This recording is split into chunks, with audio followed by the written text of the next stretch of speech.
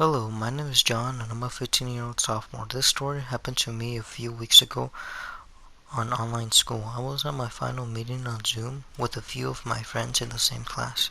I checked the time on my computer, 10 minutes till 4 p.m. I was relieved as today was Friday and I was ready to go play some video games since it helped me with my free time as there is usually nothing to do. Then my English teacher said that the meeting has ended, so the students started to leave. Then one of my friends said to the English teacher if he can make us one of the owners so we could hang out here. My English teacher said, sure, as long as we don't stay here for too long. So we say thanks to our teacher, and he just signs off the computer and leaves from the meeting. Then my friend David becomes the owner, so me, David, and Alex, and a random kid that we do not know is also on the Zoom meeting. So we then start talking about what we're going to be doing over the weekend, if we're going to be playing video games or not. That's when the random kid tells us through the text box, if you guys want to go check out the haunted house. We were like, what haunted house? And he said, well, it's not necessarily haunted. It is more of a bandit house. It's only 20 minutes away. So he sent us the address through the text box, so we recorded and we asked him what's his phone number. He also gives us his phone number, but we never saw his face as the only thing we could see was his name. And we didn't know if it was a girl or a boy as the name was Jesse. So that's when I called David and Alex and let's say let's go. So me me and Alex and David all joined up at my house and we started walking to the direction of the address. It took us about 30 minutes just to find the place, even though it only took us like a 20-minute walk if we actually knew where it was.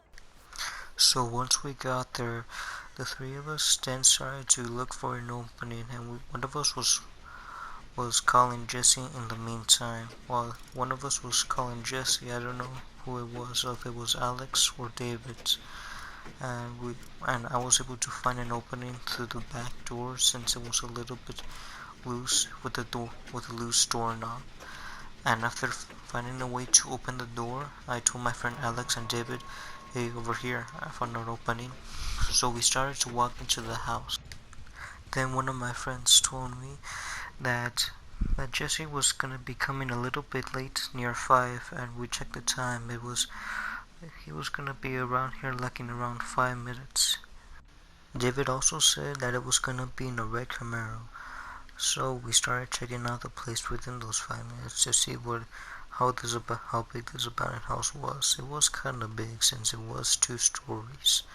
So we eventually were able to clear out the first floor. We then were able to go up to find a way to the second floor through the stairs. And that's when one of my friends checked the window in the second story house and saw a red Camaro outside, and we were thinking, oh, Jesse's right here. But then we got like a text through the phone saying he is here, but there was something we did not expect. Through the first of the Camaro, there was 2 guys coming out with a type of mask, but we couldn't see what mask it was. I think it was 2 clown masks and 2 knives. And in the back doors, there was 2 girls also wearing masks, and they also were carrying a knife. So we were like thinking, wait a minute, either this is a joke or they're actually gonna kill us. One of us said, but we didn't want to stick around to find out. So that's when we started slowly, quietly walking through the stairs to not making a sound so they couldn't know we were here. But that's when we were able to buy a little bit more time and text that we'll be getting there under 5 minutes.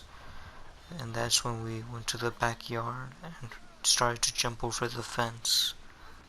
But one of the guys heard us and said, they're over here. So me and my 2 friends started running all the way to my house.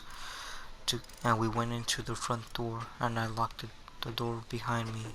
But there was one problem. I saw the 4 of them. They were already there, right in front of the house. So that's when we started calling the police. But the 4 people were managed to be able to escape. But the thing was, once we called the police and told them where it happened, They check out the place, and the scary part was it wasn't their Camaro. Inside the Camaro was dead bodies. Only one dead body, and that dead body was of a kid named Jesse. We lost our friend that day. It could have been a friend, but no. We lost someone that day.